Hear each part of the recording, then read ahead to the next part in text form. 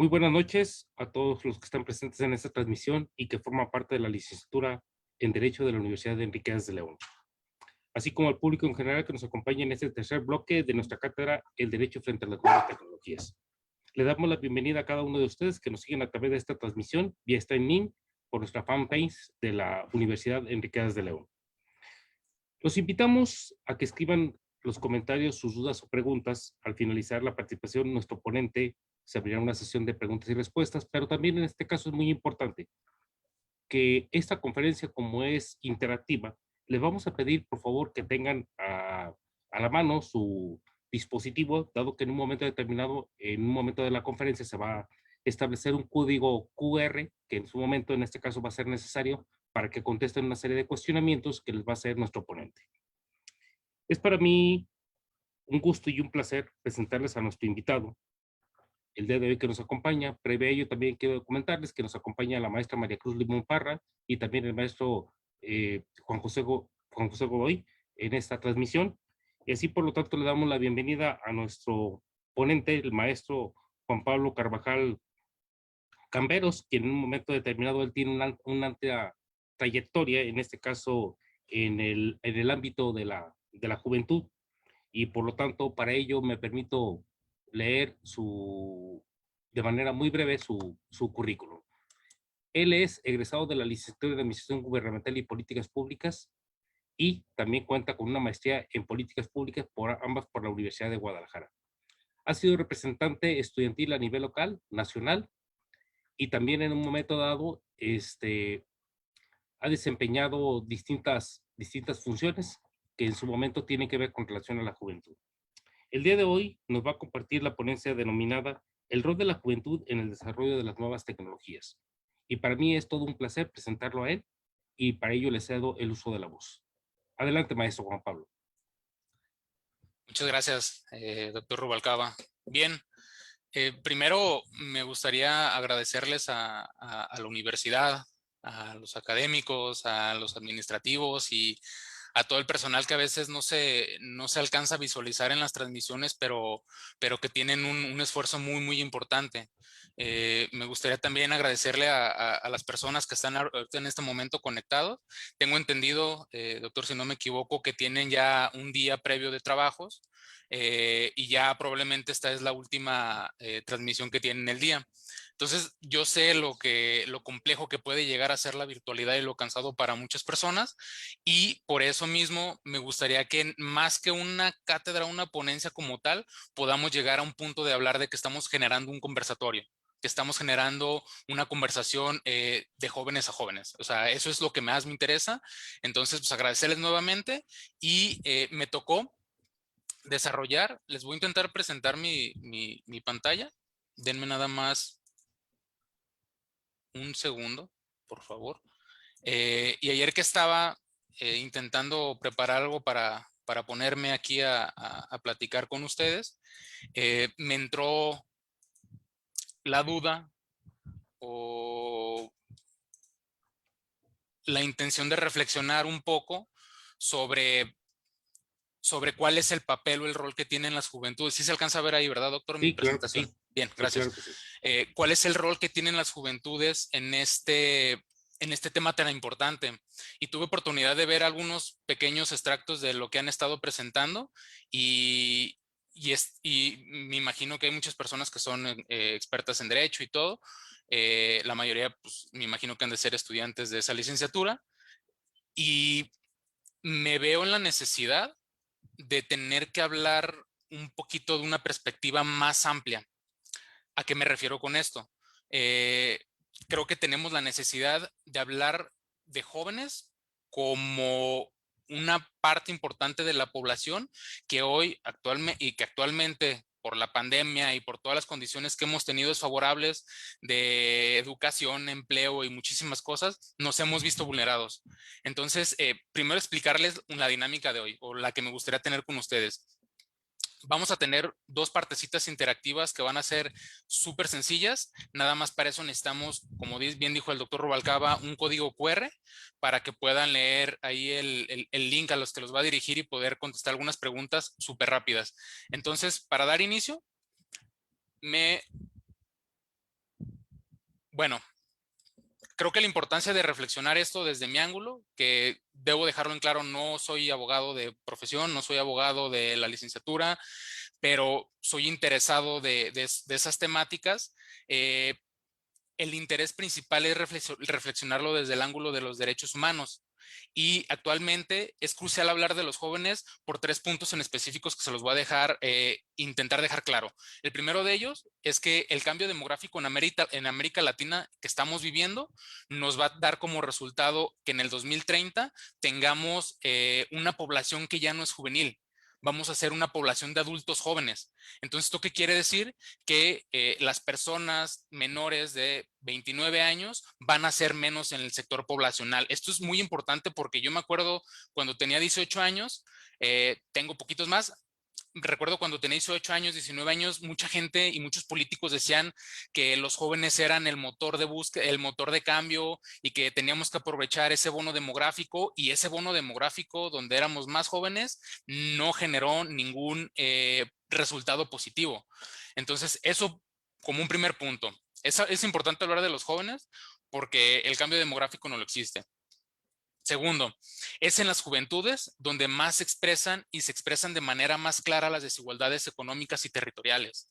Y tercero, diversos autores y muchos científicos han planteado que la etapa de la juventud es la etapa de más importancia para generar una movilidad social. Es decir, si los jóvenes no nos preparamos adecuadamente, si los jóvenes y las personas jóvenes, perdón, no tenemos las herramientas adecuadas en esta etapa de nuestra vida, probablemente nos vamos a estancar. Y no solamente nos vamos a estancar nosotros, sino vamos a estancar a generaciones completas. Entonces, si una persona joven se suma en la pobreza en su juventud, probablemente va a tener una familia, y esa familia va a tener una familia que puede heredar estas desigualdades. Entonces, por eso es bien importante hablar de las juventudes y más en el tema de la tecnología. Les voy a explicar poquito de mi contenido y cómo lo voy a dividir. Tengo una pregunta detonadora. Como ya lo pudieron ver, es la tecnología es un derecho que vulnera otros derechos, como pregunta. Ahorita lo reflexionamos. En un primer punto voy a hablar de una paradoja muy simbólica que se llama la paradoja del Congo, como un ejemplo introductorio, también del acceso a la tecnología como un detonante de la desigualdad y la exigencia de los jóvenes respecto al desarrollo de la industria tecnológica y de innovación. Entonces, a partir de este momento, me gustaría que sacaran sus celulares y pudieran escanear este código QR, por favor.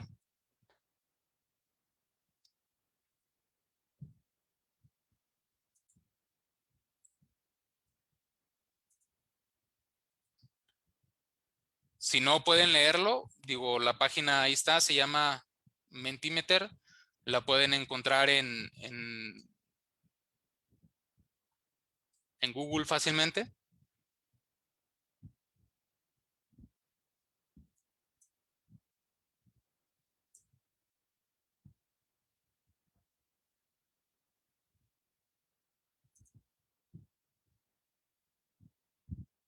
El código es 310750. Bien, ya se están conectando algunos.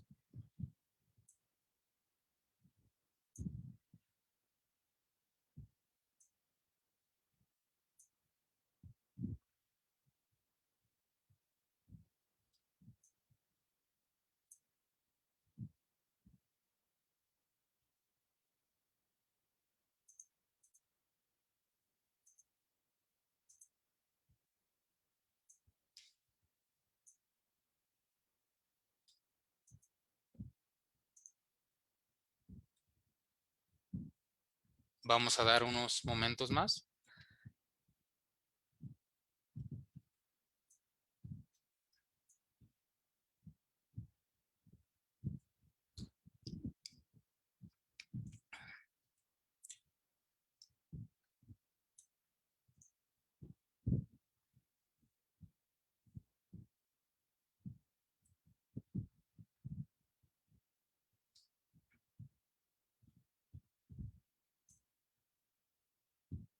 Bien, mientras les platico que una de las principales razones Y uno de los principales efectos que ha tenido o adversos que ha tenido la pandemia y en las juventudes es justamente el tema de educación, ¿no? Y digo, eso es importante también reflexionarlo porque en un momento determinado el acceso a la tecnología, pensar quizás más allá de la innovación tecnológica y de la importancia que tiene la tecnología, porque sí la ha tenido.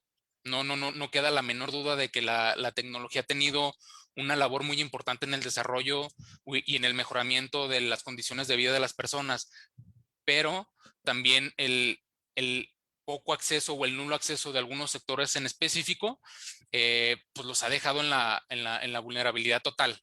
O sea, ha existido casos, y yo creo que todos han de tener un caso de algún compañero o alguna compañera que por no tener las condiciones adecuadas para tomar sus clases, pues dejaron la oportunidad de estudiar, y más que dejar una oportunidad, están dejando la posibilidad de tener un motor o un vehículo de movilidad social, ¿no? Entendiendo la movilidad social como, si se lo imaginan en una línea de tiempo, ustedes tienen un ingreso al inicio de la línea de tiempo y en el transcurso de esa línea ustedes van subiendo verticalmente ese ingreso. Eso es movilidad social. Entonces, el tener un escaso acceso a la tecnología nos priva de esa movilidad social. Entonces, ya hay alrededor de 40 compañeras conectadas.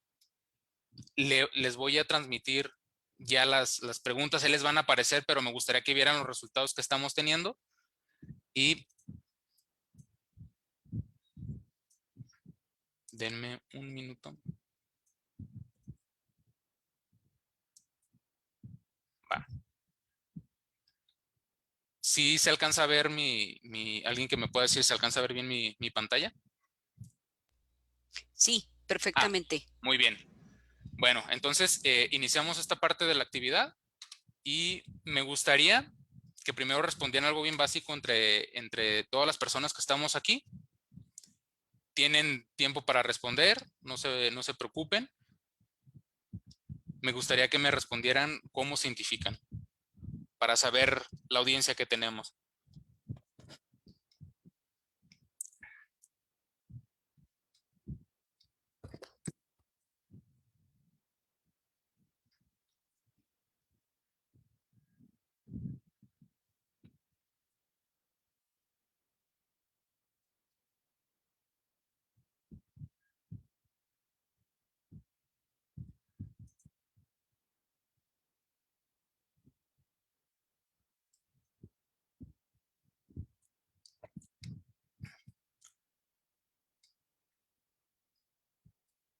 Tienen 20 segundos para poder comentar.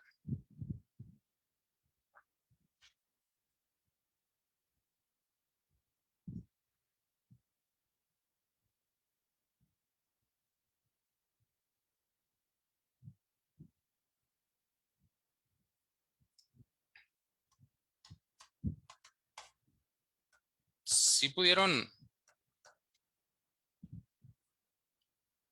conectarse o no?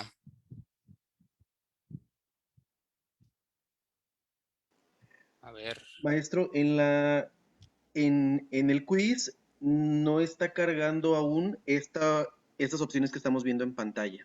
Ah, a ver. ¿Sabes qué? Es que no. Sí está raro. No sé. ¿No carga ninguna de estas? Las diapositivas sí se ven perfectamente. Sí, Sí. las diapositivas se Ah, ven mira, en ya están la... contestando. Ok, ya. Ya están contestando. Como que algo pasó ahí con la primera pregunta. Derecho, comunicación, estudiantes de bien, bien. La mayoría me imaginé que eran de derecho. Licenciatura en derecho, bien. Pues muchos abogados y abogadas.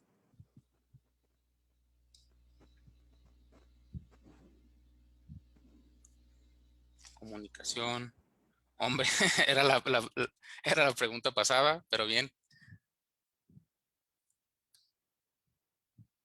Bien, mayoritariamente de derecho han contestado, 56 personas. No, muy bien. Vamos a pasar a la siguiente. Derecho, corazoncito, sí. Mucho abogado y abogada. Bien. vamos a pasar a la siguiente pregunta. En esta me gustaría que pudieran identificar una problemática que tenemos o un reto que tenemos como humanidad, no localmente, sino como a nivel planeta, a nivel humanidad, en el 2021, ¿cuáles son los principales retos que tenemos como sociedad? Pobreza, tenemos ahí cuidado y protección del medio ambiente, que ahorita creo que es un tema complejísimo y donde la tecnología tiene que tener un papel importante. Los conflictos armados, que son muchísimos también, lamentablemente. Problemas en la educación, que la pandemia los ha vulnerado más. Pobreza, ¿no? Falta de crecimiento económico en las personas jóvenes. El cuidado del agua.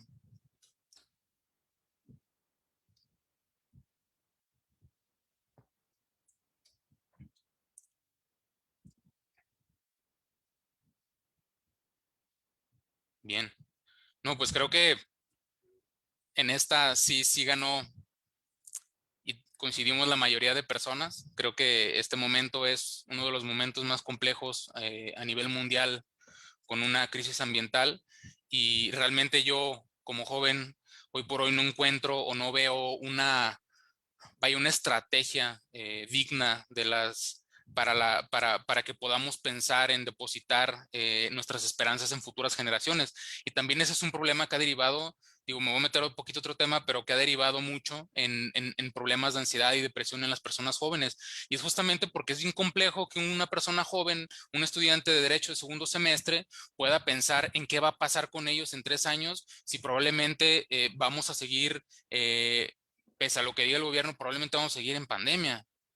Y si nos ponemos a pesar poquito, las personas que terminaron en este último año sus licenciaturas, sus maestrías, sus programas académicos, pues tienen un año que no han podido insertarse probablemente en el mercado laboral. Entonces estamos hablando que se va a generar estos próximos años un cuello de botella que probablemente podamos estar hablando de que hubo una generación perdida por la pandemia y una generación que nosotros estamos que estamos en ella porque somos jóvenes. Entonces, bueno, ganó aquí el cuidado y la protección del medio ambiente. Hasta este momento, dejamos esto acá poquito y regresamos a la presentación. Denme nada más 10 segundos para acomodarme aquí en la pantalla. Bien, entonces les voy a poner un meme que a mí me encanta y que va doc para poder entrar al tema de la tecnología y a la pregunta que hice en un principio. La tecnología, nuevamente, ¿es un derecho que vulnera otros derechos? Sin duda, como les había comentado anteriormente, la salud, la democracia, la educación, la tecnología de la información, el sistema judicial, todo está migrando positivamente por un mayor acceso a la tecnología, ¿no? Y que ha sido empujada, en el caso de México, por la pandemia. Pero actualmente también el desarrollo está asociado con conflictos bélicos, está asociado con muchas desigualdades extremas, está asociado con una explotación desmedida del medio ambiente y desmedida por un caso en particular que ahorita es lo que les voy a comentar. Entonces les pongo este meme que se me hace bien interesante porque habla de cuando tú visitas a Canadá, pues tú ves la parte bonita, ¿no? Ves esos paisajes maravillosos que solamente algunos alcanzamos a ver en algunas postales, y quien tiene la oportunidad de ir, pues yo creo que va a ser 100 veces mejor. Pero cuando vienen los canadienses, vienen como mineras, y por aquí pueden ver la foto de una mina en San Luis Potosí de minerales, y que pues ha dejado destrucción, y que ha dejado, además de destrucción, la vulneración de derechos de comunidades originarias. Entonces hay asociaciones que están en contra de que las mineras canadienses sigan explotando los recursos porque no respetan los derechos de los pueblos y comunidades originarias. Entonces, la ONU ya ha hecho algo al respecto y habló en algún momento de la responsabilidad que deben de tener las empresas. Y si no mal recuerdo, el doctor Jesús Chávez de la Comisión Estatal de Derechos Humanos les hizo el comentario particular. Y yo quiero ahondar un poquito más en este tema. Y me puse a revisar poquito ese documento que existe, y habla de dos puntos importantes que me gustaría comentárselos y hacer lectura de ellos. El punto número 11 habla de que las empresas deben de respetar los derechos humanos. Eso significa que deben abstenerse a infringir los derechos humanos de terceros, hacer frente a las consecuencias negativas sobre los derechos humanos en las que tengan alguna participación. Es decir, si tu desarrollo como empresa genera impactos, tú tienes que resarcir el daño. Es una de los principales razones de ser de la estructura misma de los derechos humanos, el resarcir el daño. Y el segundo punto es la responsabilidad de respetar los derechos humanos. Exige que las empresas, primero, eviten que sus propias actividades provocan o contribuyan a provocar consecuencias negativas sobre los derechos humanos. Y segundo, que traten de prevenir y mitigar. ¿Qué sucede? ¿Cuál es la realidad de lo que sucede con la explotación de recursos naturales? No tiene esta perspectiva. La verdad es que es muy complejo que una empresa pueda tener esta perspectiva de respetar los pueblos, las comunidades, pueda pensar en el daño que están generando. Entonces, por eso mismo creo que las empresas tecnológicas, como para ser muy claro, han crecido y se han desarrollado sobre la vulneración de los derechos humanos. Eso nos tiene que quedar a todos bien claro, eso es lo que yo creo, y es una reflexión que yo he llegado a lo largo de lo que yo he podido leer o me he podido documentar. Entonces, para este ejemplo, me gustaría ponerles el caso de la paradoja del Congo. Jesús Chávez también les habló un poquito de este tema. ¿Qué es la paradoja del Congo? La República Democrática del Congo es un extenso y rico país. Es uno de los más ricos que existen en todo el planeta en minerales y se ha visto atrapado en los últimos años por conflictos bélicos, por pobreza, por incumplimiento de derechos humanos. Actualmente la República Democrática del Congo está en el puesto 176 del 187 del Índice de Desarrollo Humano. Esto quiere decir que están de la fregada. O sea, es inimaginable. Yo creo que una persona que está ahorita en esta conferencia es inimaginable lo que ellos están viviendo actualmente. Entonces, ellos tienen una esperanza de vida de 53 años y el 80% de la población del Congo está en pobreza extrema. Entonces, esto es algo creo que conocido por la mayoría. Además, hay desplazamientos forzados. Es un país construido y sostenido sobre constantes violaciones de derechos humanos y todo es a raíz de algo, de cuán ricos son ellos en sus tierras. Entonces, además, también la República del Congo tiene el 50% de reservas de cobalto a nivel mundial. Se los comentaron en otra conferencia hoy. Además, tiene el 30% de reservas mundiales de diamantes. También tiene cerca del 80% de la producción mundial de el tantalio, que es un mineral que es el principal mineral para poder desarrollar tecnología. Entonces, si ahorita yo les digo eh, que tu teléfono, tu computadora y todo lo que estamos usando en este momento está manchado de sangre, ¿qué pensarías? ¿Dirías, es ético? ¿Sabías que por por cada kilo de estos minerales mueren alrededor de 2 personas en el Congo? Entonces es algo que se necesita hablar, quizás no era lo que probablemente podrían esperar que les dijera, pero es necesario hablar porque hay condiciones inhumanas que se están viviendo en otros espacios para que este sector empresarial, este sector de innovación pueda seguir creciendo desmedidamente. Las condiciones que viven estas personas, digo, están lejos de nosotros, pero aún así tiene que interesarnos porque estamos viviendo en el mismo planeta. Hoy rozan cerca, según estudios de la UNICEF, hay alrededor de 40,000 niños trabajando en minas. Eso tendría que ser escandaloso a nivel mundial y lo es, pero no se le da el tratamiento adecuado porque es más importante el desarrollo tecnológico, ¿no? Es más importante que potencias económicas mundiales puedan seguir teniendo este crecimiento tecnológico. Entonces, además, esos niños tienen jornadas laborales de más de 14 horas, tienen condiciones inhumanas, hay mujeres embarazadas trabajando por comida para poder sobrevivir.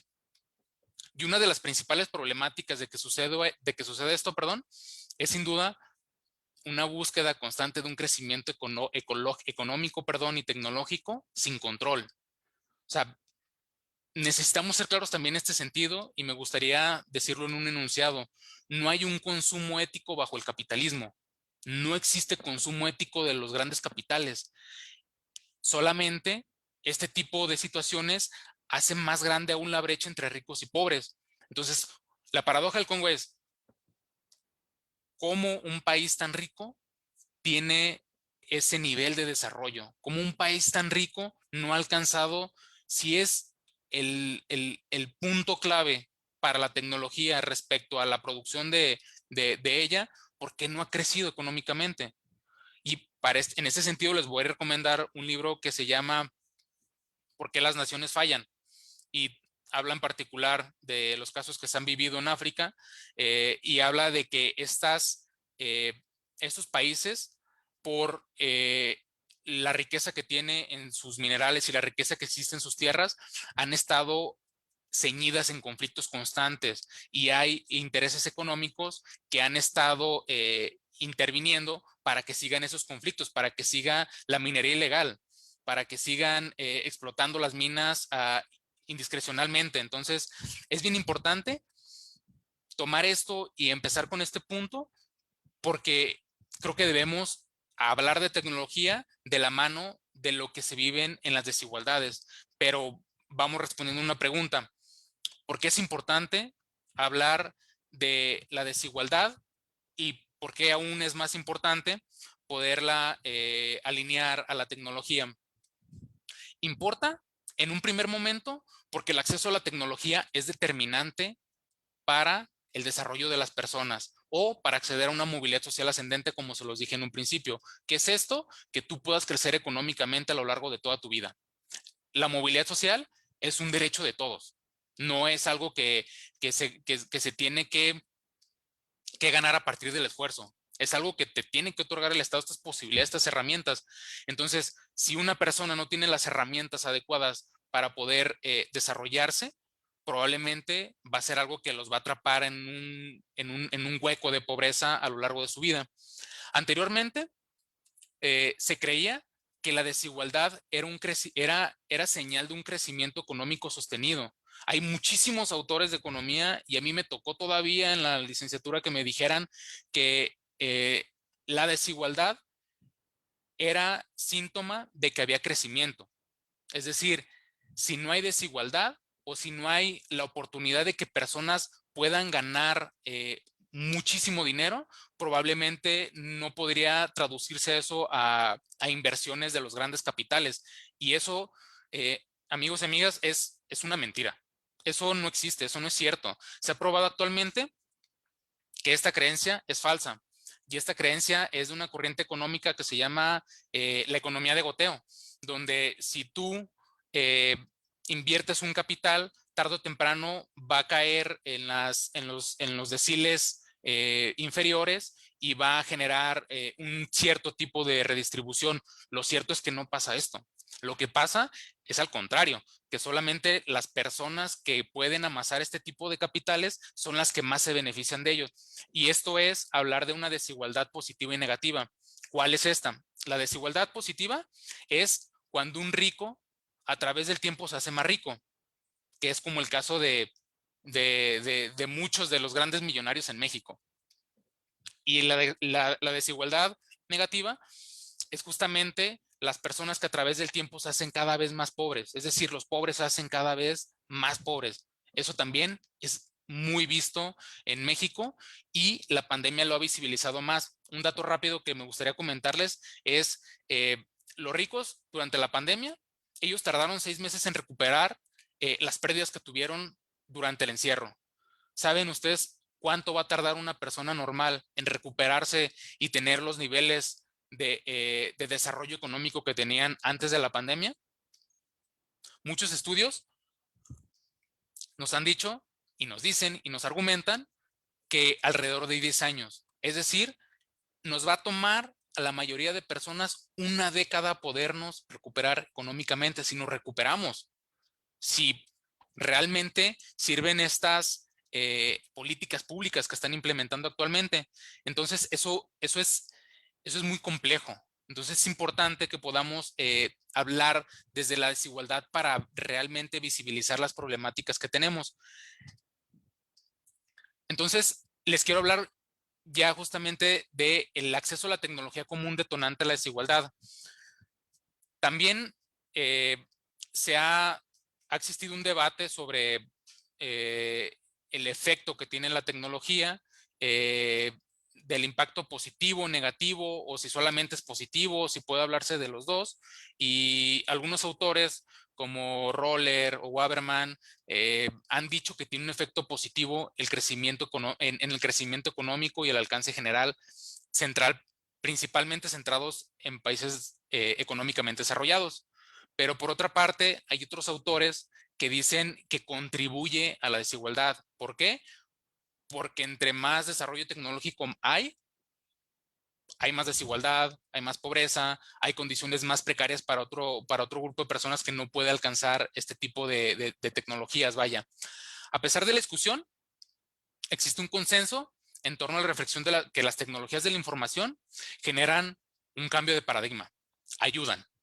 No son siempre negativas, sino es negativo los capitales que están atrás de ellas, eso sí es negativo, pero lo que no es negativo son ellas como oportunidad de desarrollo, son ellas como una herramienta importante que pueda mejorar la actividad social, que pueda generar cohesión, que nos pueda conectar, y se acepta que las TICs son herramientas que nos generan una mayor adquisición de capital informativo, de conocimiento, de oportunidades, de empleos, de muchísimas cosas. Son positivas. Entonces son tan positivas que todos necesitamos tener acceso a ellas. O sea, eso es lo que necesitamos, que tener, ojalá la universalidad de acceso, pero lamentablemente no existe esta condición de poder hablar de que todos podemos tener el mismo acceso a la tecnología, ¿no?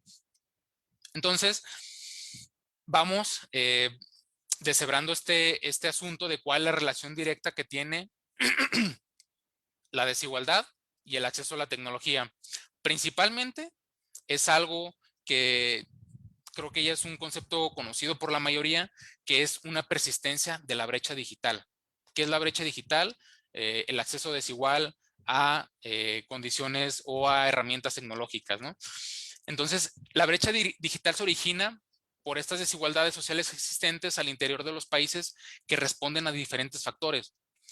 ¿Cuáles son esos factores? Esto es lo interesante y creo que esto es importantísimo que lo sepamos, y más que lo sepamos, que lo podamos reflexionar entre las personas jóvenes. Es que hay factores que nos pueden alejar aún más de las tecnologías. Uno de ellos es el género, el origen étnico, las condiciones, si tenemos alguna discapacidad. Hay temas, yo he leído papers hasta donde hablan que el tema del color de piel también te afecta en el nivel de acceso que tú tienes a la tecnología. Y para esto cité temas actuales y estoy citando la encuesta nacional sobre disponibilidad y uso de las tecnologías de la información en los hogares. No se hizo en el 2020, eso es algo bien importante, no se hizo por la pandemia, eso es lo que dice el INEGI, pero en el 2019 se habló que un 76.6% de la población urbana es usuaria de Internet, no es el 100%. Es decir, no tenemos hoy por hoy el 100% de acceso al Internet. Pero lo realmente importante es lo que sigue. De los hogares en ciudad, solo el 44.3% tiene computadora. ¿Esto qué nos dice? Que el tener Internet o el tener acceso a Internet no nos da la oportunidad de utilizarlo. O sea, no tenemos una utilización efectiva del Internet. Y si eso nos vamos al tema rural, aún es más complejo. En ruralidades o en comunidades rurales, alrededor del 47.7% de la población es usuaria de Internet. Imaginémonos cuántas personas tienen, además de tener Internet, tienen la capacidad de poderlo usar. Y aquí traigo a colación un tema que sonó mucho hace algunos años, cuando cierto presidente de la República dio computadoras a comunidades y pueblos originarios pero pues no tenían internet. Y a mí me tocó estar en una primaria que llegó ese programa y que teníamos computadoras todos, pero no teníamos internet. Entonces, eso es hasta como para anécdota chusca, el tipo de políticas de acceso a la tecnología que tienen actualmente. Entonces, vamos hablando un poquito más de los factores. Creo que eso es bien importante que lo puedan tener ustedes bien en claro. ¿Y cuáles son los factores factores de desigualdad sociales que fomentan la brecha digital? Es más, que las hacen más grandes las brechas. Uno de ellos, obviamente, es el tema económico.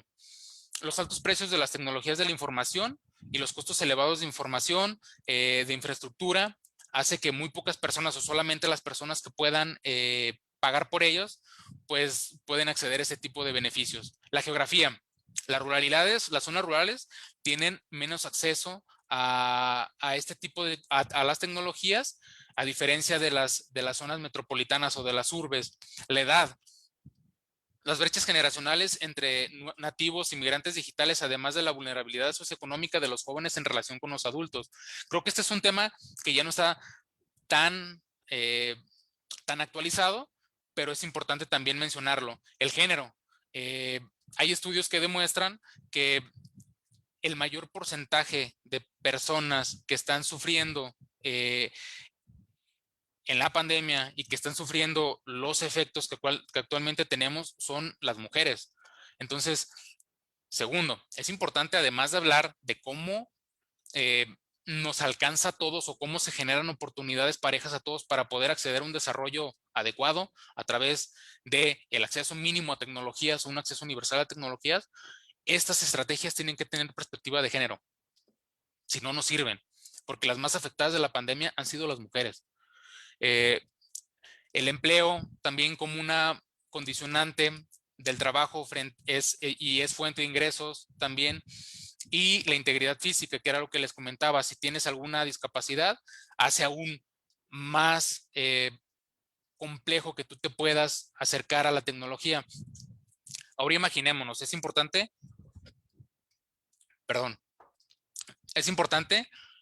que entendamos que las desigualdades o estos factores no se pueden ver como, como separados, sino se tienen que ver como juntos, se tienen que ver como homogéneos. ¿Por qué? Porque hay una sola persona que puede tener una, dos o más desigualdades. Imaginémonos, una mujer joven, indígena, que vive en un pueblo, una comunidad rural.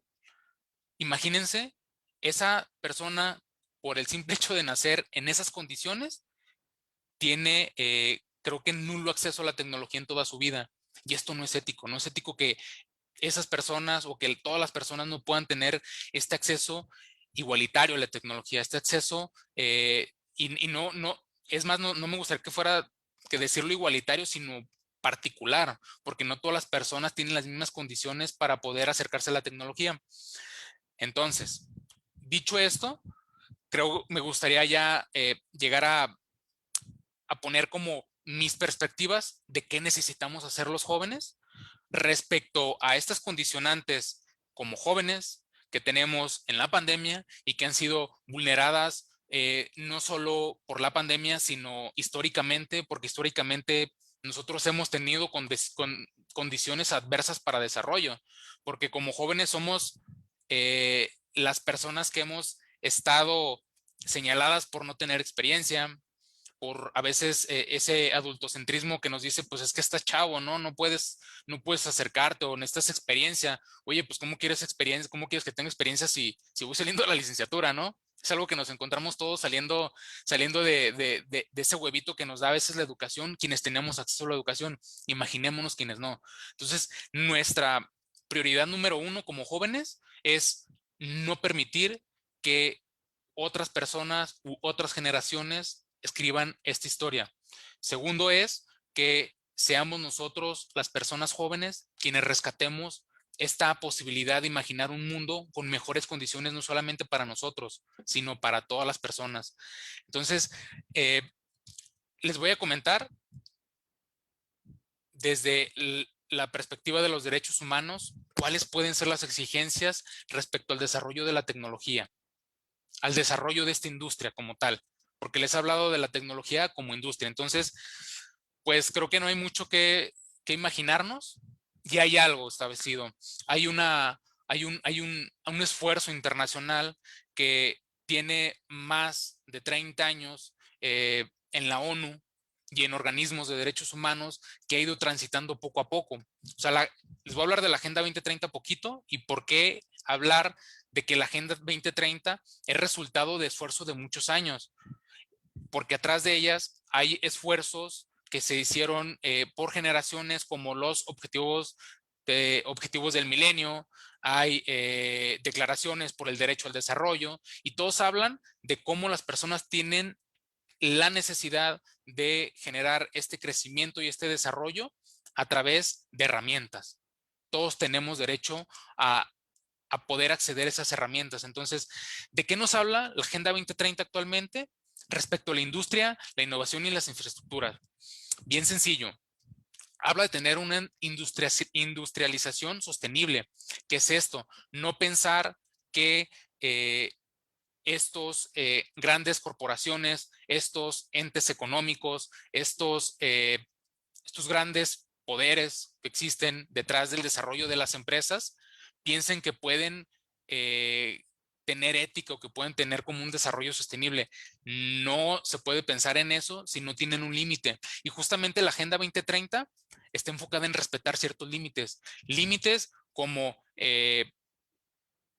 la temperatura, el respetar o el cuidar que no aumente la temperatura a nivel global, respecto a la producción, respecto al consumo, respecto a las tecnologías, respecto a los combustibles fósiles. Entonces nos hablan de límites. Necesitamos ponernos otros límites, no al desarrollo de la tecnología, sino a cómo los capitales económicos invierten en tecnología y explotan los recursos naturales. Eso es bien importante y creo que lo dijimos todos en el cuestionario que comentamos, que el problema a tratar hoy por hoy es el cuidado del medio ambiente. Si no hay un medio ambiente sostenible, si no hay un medio ambiente resiliente, pues creo que no va a haber nada más donde nos podamos sustentar y donde podamos crecer o podamos pensar en un desarrollo a largo plazo. Entonces, tiene este punto en particular de la Agenda 2030, los invito a que la revisen. Es buenísimo. Lo que ahí se encuentran es casi como un mensaje personal que tú le puedes mandar a un presidente municipal y decirle, oye, necesitas hacer esto. Está bien fácil, está bien fácil. Entonces, uno de ellos, de los objetivos, es desarrollar infraestructuras fiables, sostenibles, resilientes y de calidad. Otro de ellos es promover una industrialización inclusiva. ¿Esto qué es? Hacer parte de esta industrialización también a los pequeños productores, porque la competencia no es igualitaria, es desigual la competencia que tienen porque hay personas que tienen más capacidad económica. Tercero, es aumentar el acceso de las pequeñas industrias y otras empresas, particularmente en países del desarrollo. ¿Qué nos pasa? Pues que tenemos empresas transnacionales que habitan y que contaminan y que tiran sus desechos aquí, pues porque en sus países ya no se los permiten. Entonces, si algo bien, como bien emblemático que sucedió en estos días, y no es el comentario que puedan tener, y me gustaría que quizás en la parte de ya los comentarios y preguntas lo pudieran expresar, pues vaya, el presidente ayer anunció, o antier anunció que compraron una planta de refinación de gasolinas, cuando ya la empresa no la quiere y cuando todo mundo te está diciendo y cuando la Agenda 2030 te está exigiendo que pienses en energías sustentables, en energía solar, que inviertas en tecnología. Entonces, eso es para mí una muestra de que no es a través de la tecnología como están desarrollando el país, en particular el caso de México. ¿Por qué? Pues porque le están apostando a el combustible fósil, y el combustible fósil se nos va a terminar todo temprano, y esa magna inversión no va a terminar sirviendo de nada en un futuro. Entonces, este es un comentario personal, pero creo que es un buen ejemplo respecto a cómo los gobiernos están visualizando esta agenda, cómo están visualizando las necesidades que tenemos a largo plazo. También otro de los puntos de la Agenda 2030 es modernizar infraestructura, reconvertir industrias que sean sostenibles, dejar de invertir en combustibles fósiles. Otro punto es aumentar la investigación científica. Eso es bien importante.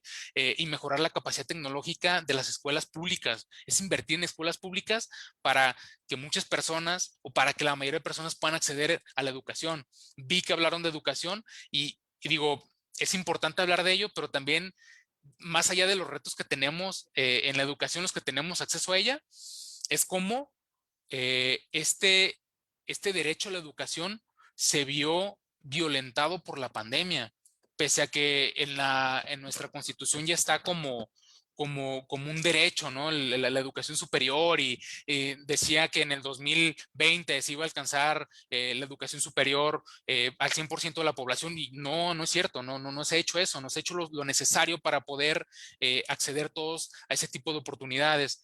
Y otro punto es apoyar el desarrollo de tecnologías, de investigación, centros nacionales y aumentar significativamente el acceso a la tecnología y a la información. Esto es, creo, el punto final que me gustaría dejar antes de pasar a las preguntas y respuestas. ¿Qué significa esto? Que todas las personas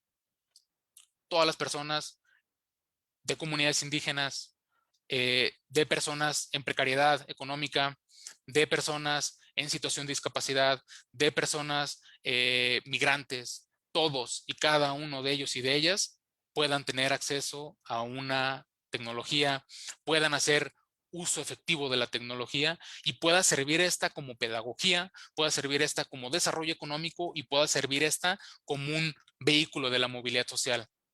Entonces, de mi parte, quiero dejarlo hasta aquí porque llevo ya 43 minutos y no me gustaría pasarme.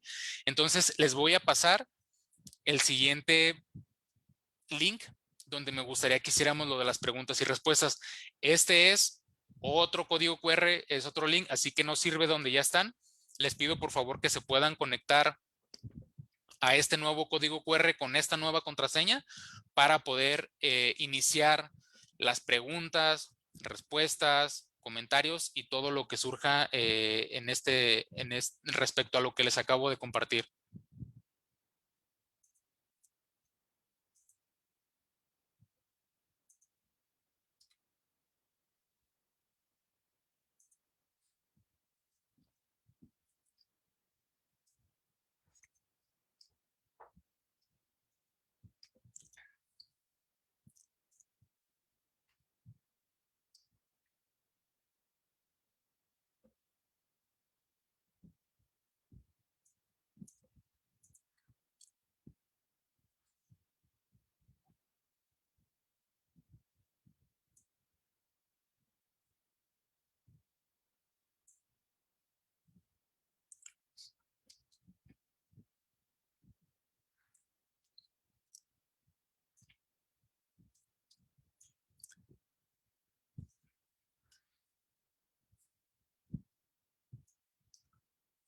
Les voy a empezar a compartir este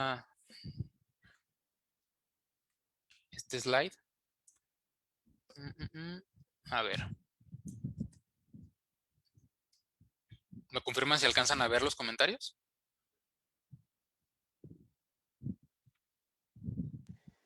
Sí se alcanzan a ver, maestro.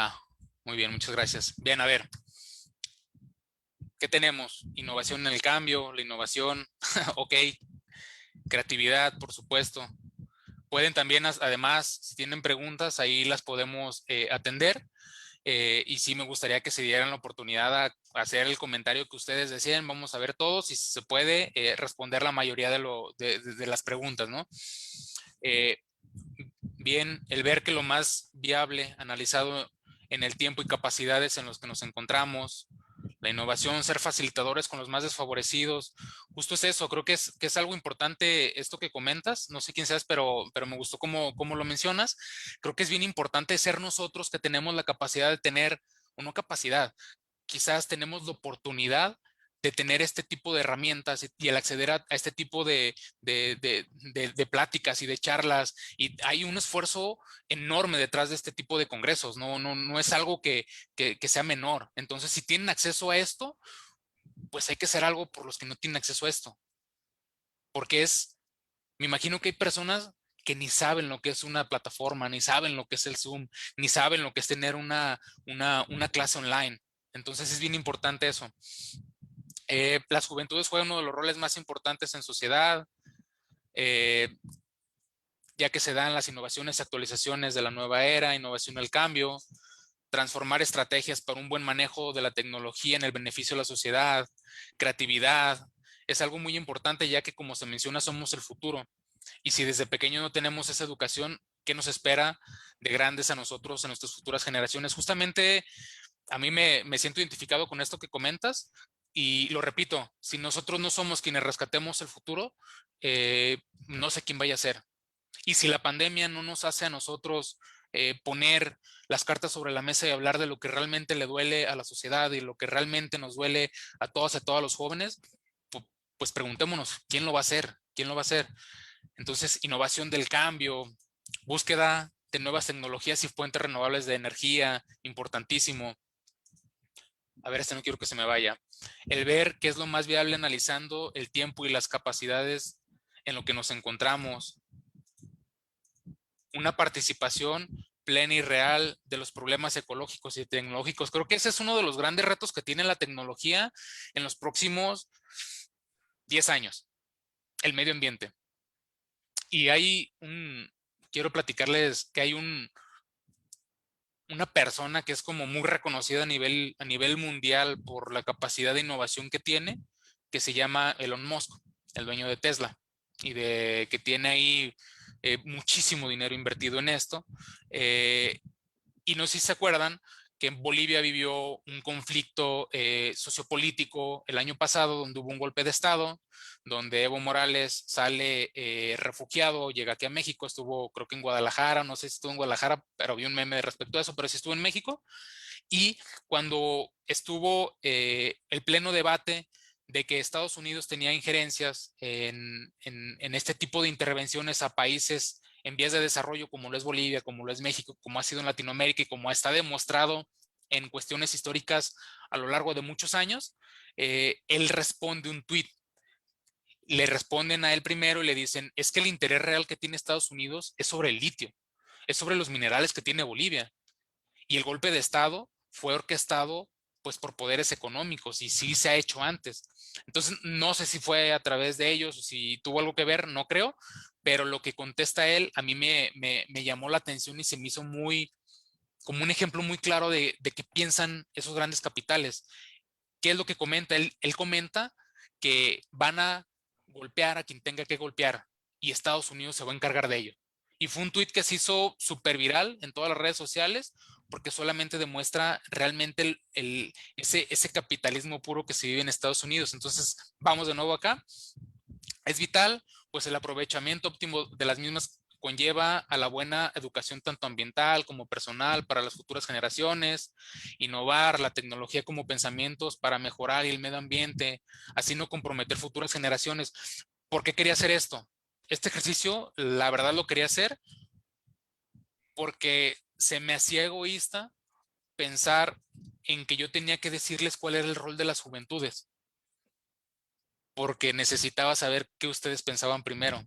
Entonces creo que se trata justamente de que esto lo podamos replicar en todos los espacios. No tenemos nosotros como ponentes la verdad absoluta, ni todas las personas que están, pese a que haya personas con grados académicos muy buenos, que ojalá y todos tengamos la oportunidad de estudiar un doctorado, pero a veces eso no nos hace realmente tener la verdad absoluta. Lo que nos hace tener o construir una verdad es escuchar, construir y colaborar. Entonces, estoy leyendo los comentarios, la verdad ustedes los pueden ver ahí. Las juventudes juegan uno de los roles más importantes en la sociedad, tener mayor acceso a la información a nivel mundial como un derecho humano, es algo importante. Una participación plena y real de los problemas ecológicos, innovación. Lamentablemente, no todos tenemos los materiales necesarios para poder llevar a cabo nuestros aprendizajes, pero los que sí los tenemos, podemos aprovecharlos y ver de la mejor manera estas nuevas técnicas de estudio. Correcto. Sí, sí, es un reto, la verdad es un reto lo que están viviendo actualmente, y me da gusto que ver algo tan tan organizado y tan bien organizado, la verdad, me sorprendió el grado de organización que tiene la universidad, se me hace increíble, y que haya estudiantes tan comprometidos para poder tomar a estas horas este tipo de ejercicios.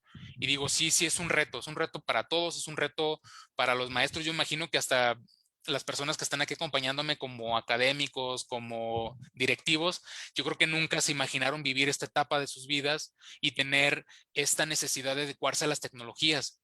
Y yo me acuerdo que profesores míos antes de la pandemia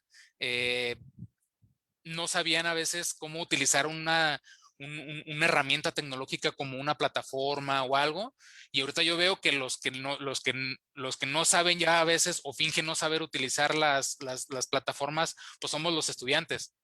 Entonces ya es como de, a ver, ¿cómo que no te puedes conectar? Si está bien fácil. Y a través de un Meet y las reuniones y todo esto, los ha empujado también, y la verdad es que es muy, muy admirable esa parte. Bien, es vital el aprovechamiento. Muy bien, pues creo que leí, pues la juventud, como lo dicen todos, es el futuro. Sin embargo, son generaciones de cristal.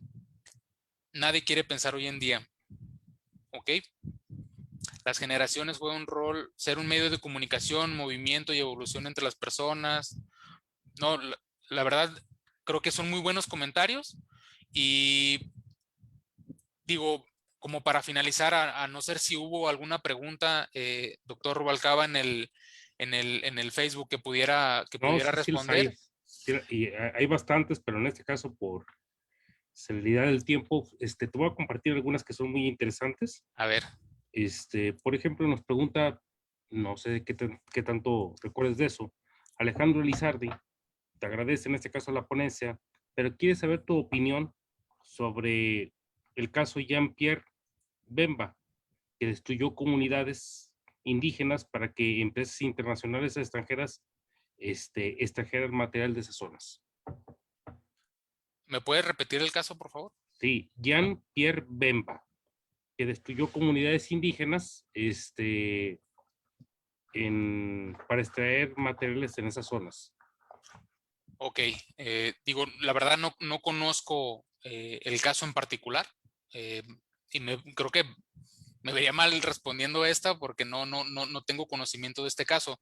Lo que sí puedo decir es que esto ha pasado muchísimo tiempo, y México ha sido víctima de esto durante muchos años, y si me apuras, desde su independencia, desde su colonización, desde toda esta parte, hemos sido víctimas de una explotación rapaz, y que el desarrollo de otras naciones, como bien lo dice Galeano, ha sido resultado de la explotación de países subdesarrollados. Y como ejemplo es lo que se vivió en San Luis Potosí, pero doctor, yo en este caso no me gustaría responder particularmente de ese caso, porque no conozco bien la situación. Muchas gracias, muchas gracias, Juan Pablo. Tiene que ver precisamente con el tema que tocaste. En este caso, él fue el primero que inició precisamente con la explotación que hubo en el Congo. Ah, ya. Él es el primero que hizo un saqueo enorme, ¿sí? Con relación a esta situación, ¿no? Sí, sí, sí. Y en este caso se relaciona precisamente con la diapositiva que pusiste, Ujú. que tenía que ver con este caso, lo que está sucediendo actualmente en esta república, ¿sí? Sí, sí, digo, no, adelante, lo escucho. Sí. La otra pregunta, nos la hace Luis Moreno. Dice, refiriéndose a nuestro país, es un país muy rico en minerales preciosos, lo que causa avaricia y maldad en las personas, lo que impide su crecimiento y estabilidad económica, refiriéndose a nuestro país. Sí, sí es un país muy rico, pero creo que estamos llegando a los límites, ¿no? Y creo que más que la avaricia digo, sí puede ser avaricia, pero son intereses de personas o de entes económicos que han estado detrás de estas explotaciones. Entonces, lo que sí hay y lo que sí me da mi esperanza es que hay comunidades que luchan y que resisten. Hay comunidades que están en la lucha constante y más allá de los minerales, porque los minerales, doctor y audiencia, ya no los acabamos, ¿eh? Yo creo que ya es bien complejo que ahorita podamos decir que somos de esas grandes productoras de plata como lo fue a nivel mundial, como lo fue San Luis Potosí. Lo que sí hay ahorita es defensa y resistencia de los recursos naturales. Y un tema particular es algo que sucedió, que se dictaminó en la Suprema Corte de la Justicia de la Nación, donde dieron fallo a favor de un amparo que promovieron 6 niños de una comunidad maya de Jumun, o Humun se llama, que se llaman los defensores del agua, donde había una empresa porcícola que quería instalarse encima de estos mantos, encima de todo este sistema de ríos subterráneos que existe tan complejo allá en Yucatán, y ganaron. Y no le dieron oportunidad, y eso fue hace 2 días, y eso es un antecedente y un precedente en México de que se tiene que respetar primero el medio ambiente. Se tiene que respetar. Entonces, hay lucha y hay resistencia. ¿Qué tenemos como responsabilidad nosotros las personas jóvenes y quizás pues también como universidad? Es visibilizar estas luchas. Es bien necesario que todos sepamos de estas luchas y que además las acompañemos, porque a veces esta necesidad o este derecho a la información no es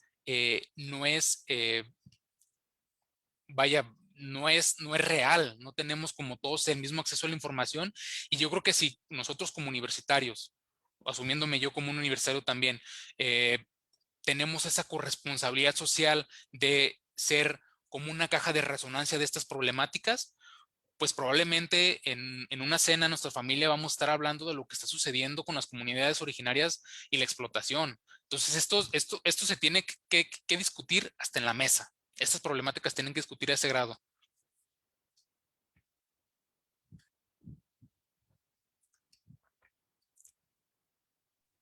Nos pregunta la compañera Ivonne Osorio Macías. Sí. Si México tiene la infraestructura suficiente para apostar a las energías sustentables, ¿qué piensas tú? Yo creo que infraestructura como tal no tiene. No tiene porque no se ha pensado en ello. Lo que sí tiene es la capacidad de apostarle a las energías sustentables.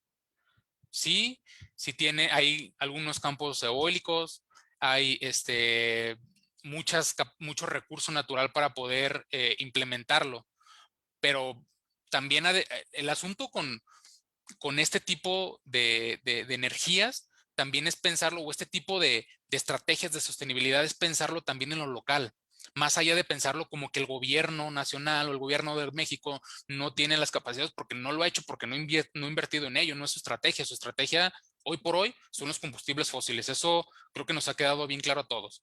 Tanto así que atravesaron la selva en el sur del país con un tren. Digo, eso es algo mm, que creo que responde a esa pregunta. No, no es que no tengamos la infraestructura. No hay voluntad política y sí hay recurso natural que se tiene que cuidar.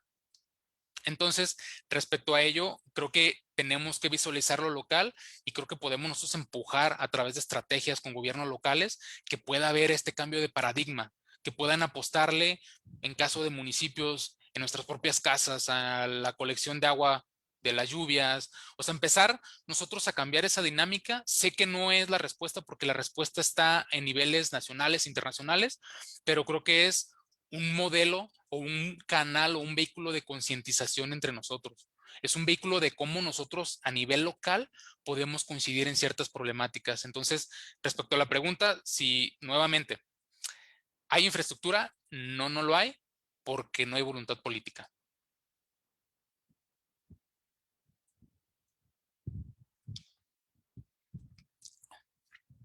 Nos pregunta el compañero Julio Jiménez. ¿Existen campañas masivas para promocionar productos o servicios que causan un boom en la sociedad con respecto a volverse tendencias y coaccionan en muchos aspectos a los intereses en la sociedad, en su opinión, y con respecto al decrecimiento de desigualdad por la tecnología? Una campaña publicitaria de esa magnitud motivaría a la población a interesarse al respecto y así disminuir o erradicar esta desigualdad. Bien, creo que sí. Sí, sí se puede. Creo que la información es un vehículo importante y creo que más que campañas es generar pedagogía. Necesitamos generar pedagogía de cómo visualizan la desigualdad. Hay veces, y este es un tema completísimo que me gustaría que probablemente en otra oportunidad lo pudiéramos hablar. Hay algo que está viviendo que es uno de los principales detractores de la desigualdad o del poder hablar de la desigualdad como un problema importante en México, y es el mito de la meritocracia. Hay personas que hoy por hoy siguen pensando que eres pobre porque no le echas ganas. Hay hoy por hoy empresarios y personas que creen que si le echas ganas vas a salir de ser pobre, y si tú eres pobre es porque quieres. Y digo, eso es un mito. Como lo estamos viendo y como lo vimos en una pequeña parte, depende de cosas que a veces ni nosotros elegimos. O sea, hay condiciones heredadas que te generan desigualdades. Entonces, uno, derribar el mito de la meritocracia creo que es bien importante y tiene que ser a través de estas campañas. Pero estas campañas no esperemos que las hagan empresas, no esperemos que las hagan televisoras. O sea, necesitamos hacerlas a las personas, necesitamos construirlas entre los jóvenes. Necesitan ustedes a través del estudio, a través de la disertación, a través de tesis, a través de investigación, poder hacer de este conocimiento una información general, una información que puedan alcanzar todos. Entonces, si hay un joven, les pongo un ejemplo, una persona estudiante de licenciatura en Derecho que habla de desigualdad y cómo hay un acceso desigual a la justicia también, y cómo no es lo mismo que separa una persona en ciudad judicial en traje que separa una persona de origen humilde, no los tratan igual. O sea, ahí hay una desigualdad cruda y que todo marcada y que todos la conocemos.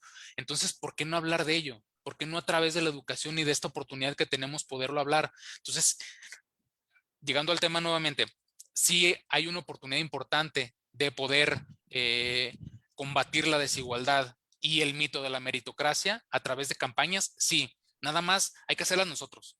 No dejemos que las haga nadie más. Hagámosla, organicémonos en la escuela, con nuestros profesores, con nuestros directivos, con nuestros administrativos, y por qué no pensar en que el siguiente congreso o generar un primer congreso que hable de la desigualdad en esta misma universidad. Y es un tema bien complejo, es un tema con muchas aristas y es un tema en el cual estaría encantado de colaborar con ustedes y muchas personas que conozco. Entonces es un reto. Vamos planteándonos ese reto y que no solamente esperemos que de terceras personas puedan acceder a este tipo de información, sino nosotros generarla y nosotros llevarnos esa pedagogía nuevamente a la cocina, a la mesa con nuestras familias y hablar de que, oye, no es cierto, no solo necesitamos echarle ganas. Sí es importante eso, pero es más importante tener las condiciones adecuadas como personas. Muchas gracias, Juan Pablo. Tenemos varias preguntas. Vamos a tratar de cerrar con esta. Ok, En su momento te las haremos llegar. ¿Qué opinas en este caso con relación a la generación de cristal? Bueno, traduciéndolo a juventudes de cristal. Juventudes de Cristal. Creo que es un concepto que no, yo la verdad en lo particular no estoy de acuerdo con ella, eh, porque nos dicen que somos la generación de cristal porque nos quejamos de todo o porque no permitimos que nos digan nada, pero creo que está erróneo pensar que el, el, el callar violencias es ser una generación de cristal, que el callar cuestiones de racismo es una generación de cristal, ser una generación de cristal. Entonces, más bien no somos una generación de cristal, al contrario, creo que somos la generación que no está dispuesta a callarse. Y el gran ejemplo que tenemos, y que no me van a dejar mentir ninguna de las personas que están aquí, son las mujeres. No son, no son una generación de cristal. Digo, las mujeres, yo creo que gracias a ellas se está reivindicando la sociedad. O sea, estamos nosotros viviendo el siglo de la reivindicación de las mujeres. Entonces, que se quejen, que digan, que visibilicen las violencias estructurales que se han vivido por mucho tiempo, no es ser de cristal, al contrario, yo creo que eso refleja, uno, que tienen la capacidad de reflexionar y de construirse particularmente todas las personas y decir, oye, esto que a mí me enseñaron en mi casa que tenía que hablarle hacia una mujer, pues no está chido. Y si yo le digo a mi cuate que está siendo machista y que me diga, oye, es que eres de la generación de cristal, oye, no se trata de eso, se trata de construirnos como sociedad y de poder construir algo en común. Entonces, yo creo que ese concepto de la generación de cristal es como de generaciones como un poquito más grandes que la nuestra, y como jóvenes creo que no debemos tener esta conceptualización errónea en primer punto, porque necesitamos, uno, encontrarnos, dos, necesitamos construir en comunidad, y tres, necesitamos reconstruir algo que creo que está roto actualmente, que es en la sociedad. Entonces, yo estoy en contra de ese concepto de la generación de cristal. No somos una generación de cristal. Somos la generación que está dispuesta a rescatar y que está dispuesta y que no está dispuesta a quedarse callada. Pues muchas gracias, te lo agradecemos mucho, maestro Juan Pablo, por esta gran ponencia. Entonces no nos queda más que agradecerte, en este caso, tu participación. Y para ello, en este caso, me gustaría cederle el uso de la voz al maestro Juan José Godoy. Gracias, maestro. Buenas noches. En principio, maestro Juan Pablo Carvajal Camberos, quiero felicitarte por esta valiosa aportación y quiero decirte que esta institución tiene preparado para ti un reconocimiento digital que en lo próximo se te hará llegar de manera física como una muestra de gratitud por tu apoyo y conocimientos que nos has compartido en esta conferencia virtual. De verdad me siento muy orgulloso de ver a un joven con este ánimo de buenos temas y propuestas, de cambio de mentalidad, de hacernos ver de alguna manera las opciones que tiene en este caso trabajar con estos detalles que nos permitan establecer una idea diferente de los jóvenes para con las actitudes que tienen que ver con el desarrollo de las nuevas tecnologías y su rol. De verdad, muchas felicidades y a nombre de la Universidad Enrique Díaz de León en esta 7ª cátedra que lleva por nombre El Derecho frente a las nuevas tecnologías, se te agradece, maestro Juan Pablo Carvajal Camberos, por tu valiosa aportación sobre la ponencia El rol de las juventudes en el desarrollo de las nuevas tecnologías, por lo cual esto te lo otorga la universidad por conducto de nuestro director de la licenciatura en Derecho, el doctor Héctor Manuel Robles Ibarría, y lo suscribe también en compañía nuestro coordinador académico de la licenciatura en Derecho, el doctor Salvador Rivas Moreno. Muchas felicidades y bienvenido. Gracias de verdad. Bien, pues muchas gracias, y como comentario final, me gustaría que lo que les compartí y lo que ocurrió en este momento, en este intento, ¿no?, de conferencia o de charla, más que conferencia, creo que es una charla como de joven a joven. Sepan que en la Comisión Estatal de Derechos Humanos tienen jóvenes aliados que están dispuestos a abordar problemáticas actuales, que están dispuestos a meter el razonamiento, a meter el cuerpo si es necesario para poder transitar a una mejor sociedad. Y creo que es justamente a través de este tipo de ejercicios, a través de las universidades públicas, a través de la sociedad civil organizada, a través de este tercer sector del que mucho hablan, que podemos llegar a rescatar ese presente que tanto anhelamos las personas jóvenes para depositar nuestras esperanzas.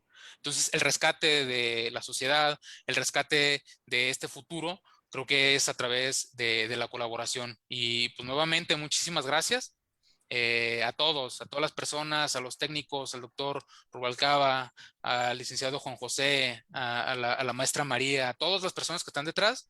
La verdad, muchísimas gracias, y a las personas que se quedan hasta el final también. Espero haya sido un poquito interesante para ustedes y que podamos más adelante probablemente hablar nuevamente de más temas de este tipo. Te lo agradecemos mucho, Juan Pablo, y te lo por seguro que tomaremos la palabra. Esperemos que no sea de esta manera, esperemos que sea a través Ojalá. de la presencialidad, si los tiempos no lo apremian, y te lo agradecemos de corazón.